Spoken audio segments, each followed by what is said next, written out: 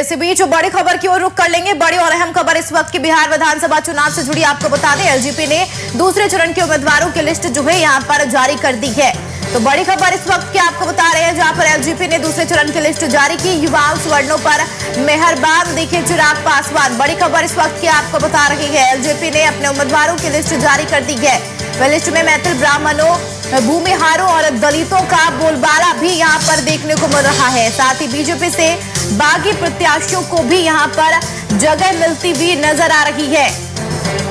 तो 20% महिलाओं को भी एलजेपी में यहां पर जगह मिली है। बड़ी खबर इस वक्त की आपको बता रही है, जहां पर एलजेपी ने अपने उम्मीदवारों की लिस्ट जो है दूसरे चरण के लिए जारी कर दी है। तो बड़ी और अहम खबर बिहार विधानसभा चुनाव से जुड़ी आपको बता दें, जहां पर एलजेपी ने दूसरे चरण की लिस्ट जारी की है। युवाओं सवर्णों पर चिराग जो है मेहरबान दिखते हुए नजर आ रहे हैं। साथ ही महिलाओं की बात कर ले तो उन्हें भी इस बार जगह दी गई है। लिस्ट में मैथिल ब्राह्मणों, भूमिहारों और दलितों का बोलबाला यहां पर साफ तौर पर नजर आ रहा है। बीजेपी से बागी प्रत्याशी को भी इसमें जगह मिलती हुई जो है वह नजर आ रही है। बड़ी और अहम खबर लगातार आपको बता रही है, 20% महिलाओं को एलजेपी में जगह मिली है।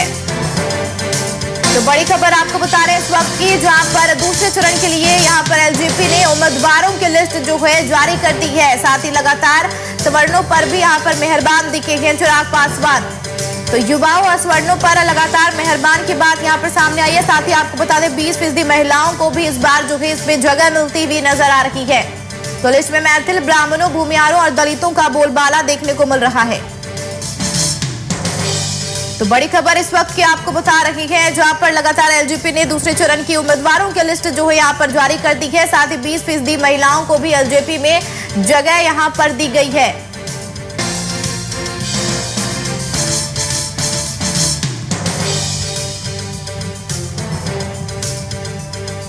तो बड़ी खबर इस वक्त की आपको बता रही है, एलजेपी ने दूसरे चरण के उम्मीदवारों की लिस्ट जारी कर दी।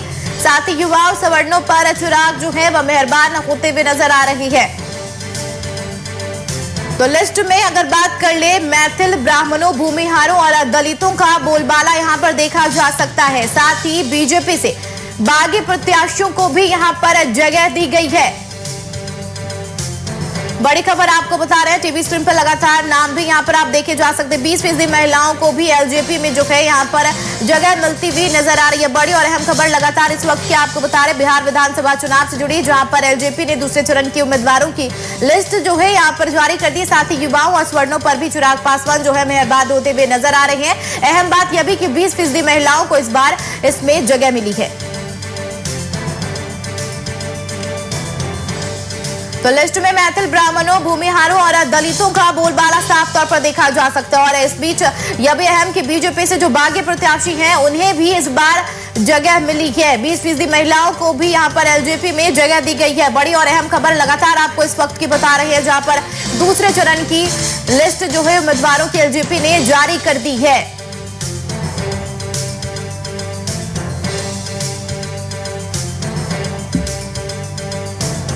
तो बिहार विधानसभा चुनाव को लेकर सरगर्मियां तेज, और ऐसे में उम्मीदवारों की लिस्ट भी यहां पर लगातार जो है तमाम पार्टियों के द्वारा जारी की जा रही है। फिलहाल अगर एलजेपी की बात करें तो दूसरे चरण के उम्मीदवारों की लिस्ट जारी कर दी है, जिसमें युवाओं और सवर्णों पर जो है मेहरबान होते हुए चिराग जो है वह नजर आ रहे हैं। साथ ही अहम बात, 20% महिलाओं को भी इस बार जगह दी गई है।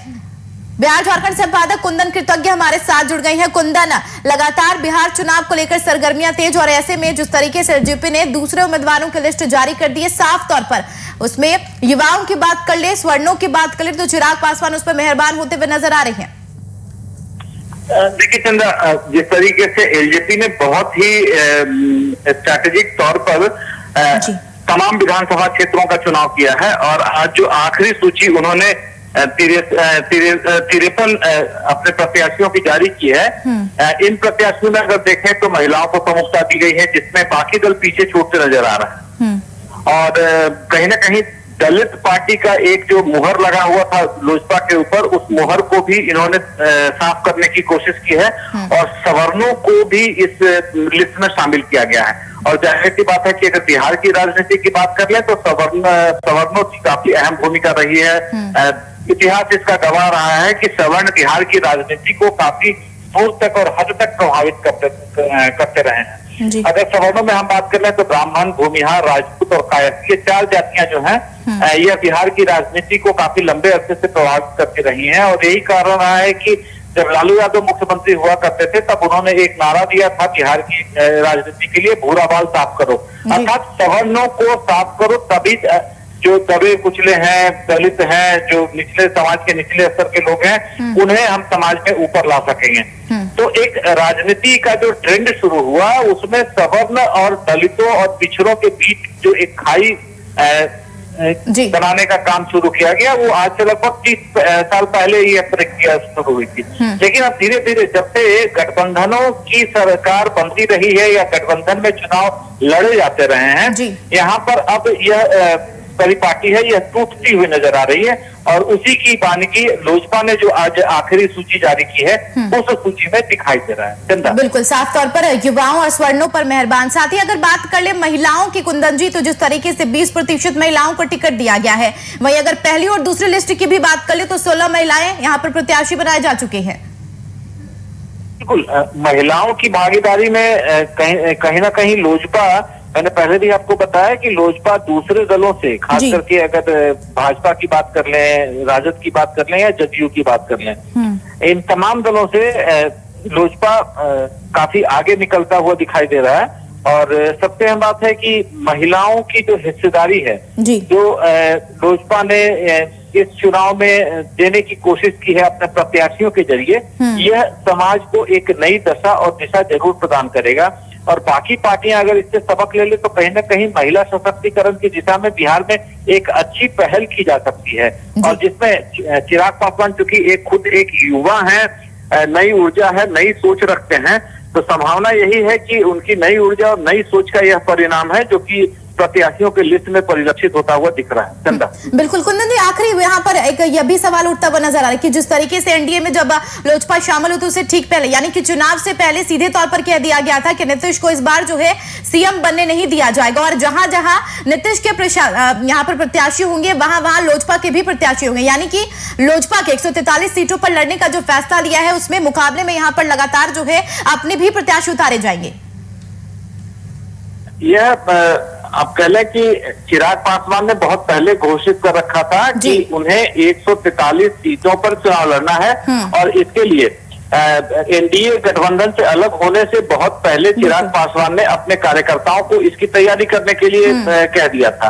और इसकी तैयारी के साथ साथ तो चिराग पासवान ने अपने कुछ जमीनी कार्यकर्ताओं को यह भी कह दिया था कि आपका टिकट आपके विधानसभा क्षेत्र से कंफर्म है, आप जाएं और अपनी तैयारी शुरू कर दें। अब यह सवाल ये उठता है कि चिराग पासवान या लोजपा के जो आला कमान है उन्होंने पहले से तय कर रखा था कि हमें 143 सीटों पर चुनाव लड़ना है, और इसके लिए अगर गठबंधन में हमें उचित स्थान नहीं मिलेगा तब हम गठबंधन से अलग होकर चुनाव लड़ेंगे। और खास करके जिस तरीके से नीतीश कुमार के सरकार की विफलताओं की चर्चा लोजपा पिछले 4 महीनों में करना इन्होंने शुरू किया है, तो इसका मतलब यही निकाला जा सकता है कि लोजपा बहुत पहले से जमीनी स्तर पर इस तैयारी में जुट गया था।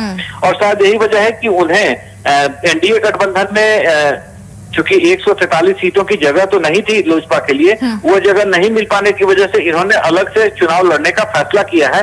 अब इसका परिणाम क्या आता है, इस आप कह लें बगावत को, एनडीए से इस बगावत को लोजपा कितना भुना पाती है, यह तो 10 नवंबर को ही पता चल पाएगा। लेकिन कहीं ना कहीं चिराग पासवान ने राजनीति की दिशा को मोड़ने का काम जरूर किया। बिल्कुल, यहाँ पर एलजेपी प्रत्याशियों ने दूसरी लिस्ट यहाँ पर जारी कर दी है जिसमें साफ तौर पर युवाओं और सवर्णों पर मेहरबान होते हुए चिराग नजर आ रहे हैं। बहुत शुक्रिया आपका कुंदन जी।